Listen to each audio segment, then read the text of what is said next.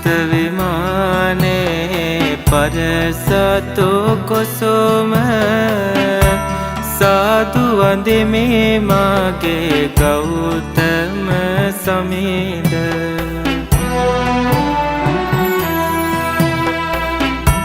සසර ගමන දුක බව දැනගත්තා සසර පුරා පතිනිය හැරදා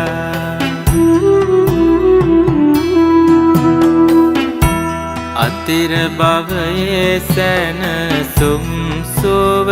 සොයලා සමිඳු නික්මුණා ඇසල පෝ